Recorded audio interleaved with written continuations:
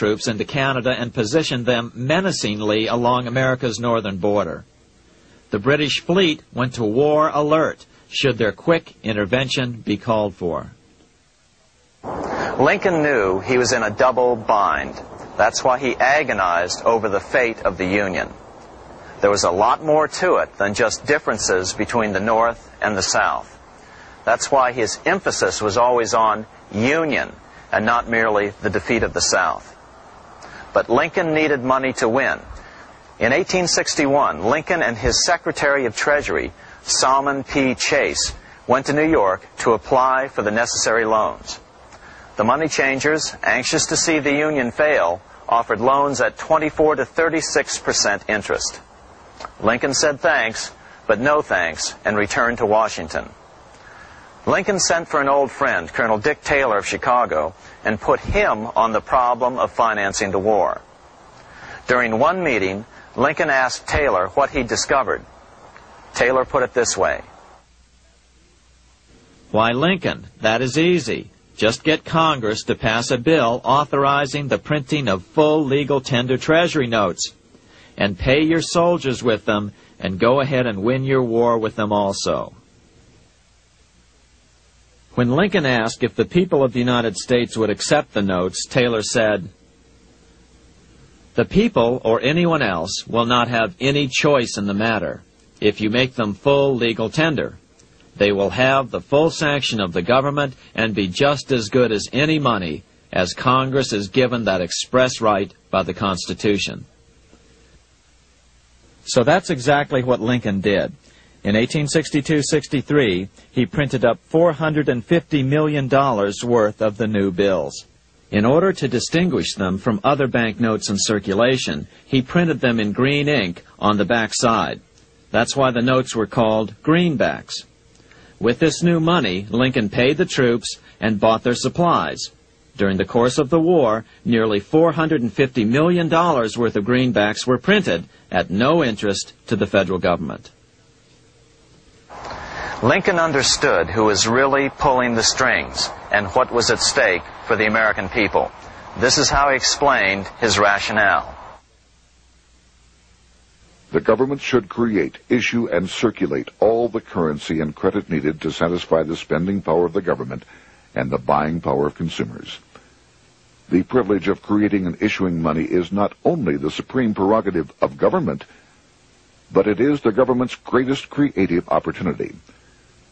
By the adoption of these principles, the taxpayers will be saved immense sums of interest. Money will cease to be master and become the servant of humanity.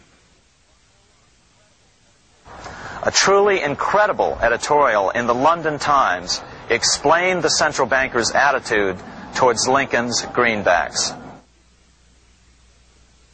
If this mischievous financial policy, which has its origins in North America, shall become indurated down to a fixture, then that government will furnish its own money without cost. It will pay off debts and be without debt.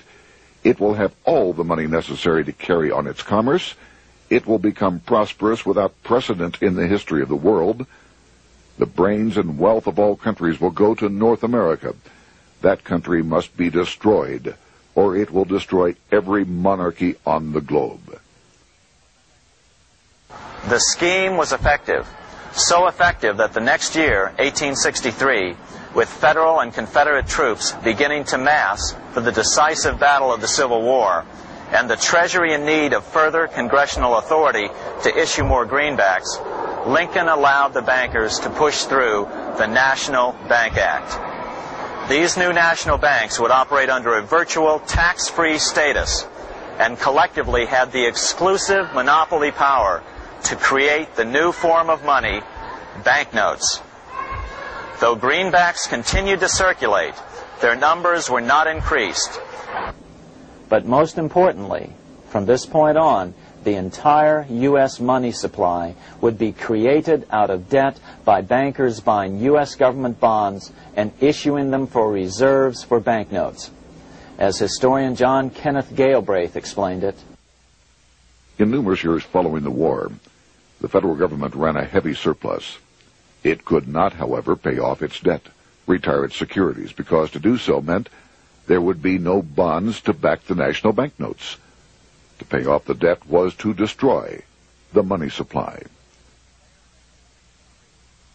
Later in 1863, Lincoln got some unexpected help from Tsar Alexander II of Russia. The Tsar, like Bismarck in Germany, knew what the international money changers were up to and had steadfastly refused to let them set up a central bank in Russia.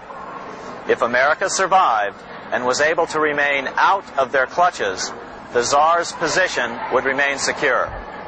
If the bankers were successful at dividing America and giving the pieces back to Great Britain and France, both nations under control of their central banks, eventually they would threaten Russia again. So the Tsar gave orders that if either England or France actively intervened and gave aid to the South, Russia would consider such action as a declaration of war. He did the same with part of his Pacific Fleet and sent them to port in San Francisco. Lincoln was re-elected the next year, 1864. Had he lived, he would surely have killed the national bank's money monopoly extracted from him during the war. On November 21, 1864, he wrote a friend the following. The money power preys upon the nation in times of peace and conspires against it in times of adversity. It is more despotic than monarchy, more insolent than autocracy, more selfish than bureaucracy. Shortly before Lincoln was murdered, his former Secretary of Treasury, Salmon P. Chase, bemoaned his role in helping secure the passage of the National Banking Act only 1 year earlier. My agency in promoting the passage of the National Banking Act was the greatest financial mistake in my life. It has built up a monopoly which affects every interest in the country. On April 14, 1865, 41 days after his second inauguration and just 5 days after Lee surrendered to Grant at Appomattox, Lincoln was shot by John Wilkes Booth at Ford's Theater. Bismarck, Chancellor of Germany, lamented the death of Abraham Lincoln. The death of Lincoln was a disaster for Christendom. There was no man in the United States great enough to wear his boots. I fear that foreign bankers, with their craftiness and torturous tricks, will entirely corrupt the exuberant riches of America and use it systematically to corrupt modern civilization. They will not hesitate to plunge the whole of Christendom into wars and chaos in order that the earth should become their inheritance. Bismarck well understood the money changers' plan. Allegations that international bankers were responsible for Lincoln's assassination surfaced in Canada 70 years later in 1934. Gerald G. McGeer, a popular and well-respected Canadian attorney, revealed this stunning charge in a 5-hour speech before the Canadian House of Commons, blasting Canada's debt-based money system. Remember, it was 1934, the height of the Great Depression, which was ravaging Canada as well. McGeer had obtained evidence deleted from the public record, provided to him by Secret Service agents at the trial of John Wilkes Booth, after Booth's death. McGeer said it showed that Booth was a mercenary, working for the international bankers. According to an article in the Vancouver Sun of May 2, 1934, Abraham Lincoln, the martyred emancipator of the slaves, was assassinated through the machinations of a group representative of the international bankers who feared the United States President's national credit ambitions. There was only one group in the world at that time who had any reason to desire the death of Lincoln. They were the men opposed to his national currency program and who had fought him throughout the whole Civil War on his policy of greenback currency. Interestingly, McGeer claimed that Lincoln was assassinated not only because international bankers wanted to reestablish a central bank in America, but because they also wanted to base America's currency on gold. Gold they controlled. In other words, put America on a gold standard. Lincoln had done just the opposite by issuing U.S. notes, greenbacks, which were based purely on the good faith and credit of the United States. The article quoted McGeer as saying, They were the men interested in the establishment of the gold standard and the right of the bankers to manage the currency and credit of every nation in the world. With Lincoln out of the way, they were able to proceed with that plan and did proceed with it in the United States. Within 8 years after Lincoln's assassination, silver was demonetized and the gold standard money system set up in the United States. Not since Lincoln has the U.S. issued debt-free United States notes. These red-sealed bills, which were issued in 1963, were not a new issue from President Kennedy, but merely the old greenbacks reissued year after year.